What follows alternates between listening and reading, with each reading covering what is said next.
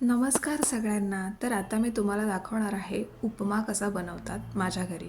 त्यासाठी मी घेतला आहे 1 वाटी रवा, हिवाळ्यात येणारी गाजरं, लवंगा 2, मिरच्या, हिवाळ्यात येणाऱ्या वाटाण्याच्या शेंगांमधले वाटाणे आणि कढीपत्ता.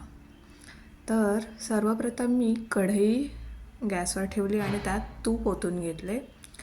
तूप याच्यासाठी की ते मलाही आवडतं आणि माझ्या आहोंनाही आवडतं आणि माझ्या घरी मी तुपातच बनवते उपमा. तर हे तूप घेतले. तुम्हाला हवं तेवढं घेऊ शकता. कमी जास्त प्रमाण तुमच्यावर आहे की तुम्हाला किती आवडतं तूप तसं. तूप चांगलं गरम करायचं आहे आणि गरम करून झालं की त्याच्यात राई टाकायची आहे आणि राई टाकून झाल्यानंतर त्याच्यावर झाकण ठेवायचं आहे. राई चांगली फडफडली, ही बघा अशी फडफडली. राई चांगली फडफडली की त्याच्यात जिरं टाकायचे. जिरं टाकून झालं की मिरची टाकायची आहे बारीक बारीक अशी चिरलेली आणि मग त्या 2 लवंगा टाकायच्या आहे. कढीपत्ता टाकायचा आहे भरपूर असा. तसं मी आता टाकलं आहे. त्याच्यात अजिबात कंजूसी करायची नाही आहे. त्याच्यानंतर त्यात टाकायचं आहे आलं किसलेलं आणि गाजर, हिवाळी गाजर जे गुलाबी रंगाचं असतं ना, पाणीदार ते वालं. मग त्यात घातलेत वाटाणे, हिवाळ्यात येणाऱ्या वाटाण्याच्या शेंगांमधले हिरवे वाटाणे आणि ते व्यवस्थित ढवळून घ्यायचे असं. त्यात असं हे साधारण शिजत आले की त्यात हिंग टाकायचा. हिंग मग मग त्यात मी थोडंसं हे दालचिनीची पूड टाकली आहे थोडी. ती रेडी पूड मिळते ना, ती ती असते माझ्याकडे. म्हणजे हेच सगळं घेऊन येतात आणि हे असं ढवळून घ्यायचं व्यवस्थित शिजण्यासाठी. आणि ते झालं की त्या भाज्या व्यवस्थित शिजल्यानंतर त्याच्यात हा रवा ओतायचा आहे.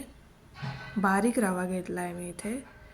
तुम्ही हवं तर काही याच्या रव्याच्या जागी लापसी किंवा इडलीचा रवा, भगर काही घेऊ शकता.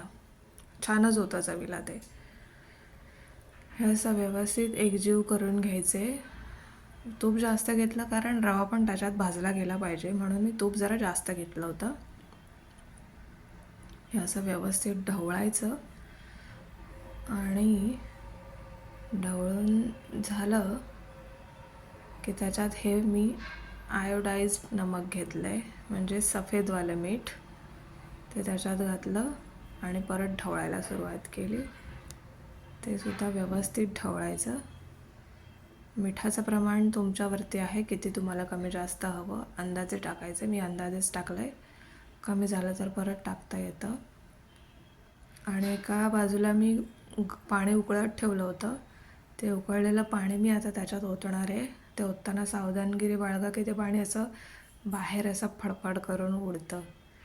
सो मी त्याच्यानंतर गॅस मंद केला आणि पाणी ओतून घेतलं. जेवढं ठेवलं होतं तेवढं सगळंच ओतलं थोड्या थोड्या वेळाने. असं ढवळून घ्यायचं आणि बघायचं की या एवढ्या पाण्यात ते शिजेल का व्यवस्थित. नाही वाटलं तर अजून पाणी ओतायचं, पण ते पाणी चांगलं उकळलेलं गरम पाणी असावं, जेणेकरून त्याच्यात रवा व्यवस्थित फुलतो. हे बघा मी सगळंच पाणी ओतलं त्याच्यात आणि मग असं ढवळायचं आणि झाकण लावून ठेवून द्यायचं. हे असं शिजत ठेवायचं. शिजता शिजता ते घट्ट होतं. मग हे बघा परत मी थोडंसं मीठ घातलं आहे त्याच्यात अंदाजे आणि फायनली हा असा उपमा तयार होतो. मग त्याच्यावरती खोवलेला ओला नारळ, म्हणजेच ओलं खोबरं, आणि ते भरपूर प्रमाणात घालायचं. हे बघा नंतर मी त्याच्यावरती घातला आहे पुदिना, बारीक कापलेला, खूपच बारीक चिरलेला पुदिना, आणि कोथिंबीर, बारीक चिरलेली कोथिंबीर त्याच्यावर घालायची आहे. बाजूने कच्च्या कोबीचं डेकोरेशन चालू आहे. ते कोण करतंय हे सांगायची गरज नाही आहे. आणि हे असं दुसऱ्या म्हणजे माझ्यासाठी जो मी माझं पान वाढलं आहे त्याच्यात घेते आहे खोबरं. आणि सगळंच म्हणजे त्या सीझनमध्ये बाजारात येणाऱ्या भाज्या यांचा वापर आपल्या आहारात कसा करावा हे मला माझ्या आहोने शिकवलं आहे. हे बघा, हे असं डेकोरेशन कच्च्या कोबीचं झालं आहे. त्याच्यावर लिंबू पिळून घ्यायचं आहे जितकं हवं, जसं ज्याला आवडतं तसं. मला जास्त आवडत नाही, सो मी ह्याचा उरलेला रस थोडासाच अगदी किंचितच माझ्या पानावरती पिळला आहे. हे बघा. आणि हे असं दिसतं बघा, छान एकदम. आणि चवीला सुद्धा एकदम उत्कृष्ट लागतं. त्याच्यात साखर वगैरे काहीच घातलेली नाही आहे, मग तो शिऱ्यासारखं लागतं. त्याच्याऐवजी असं करून बघा आणि आवडलं तर माझ्या चॅनलला सबस्क्राईब करा. धन्यवाद.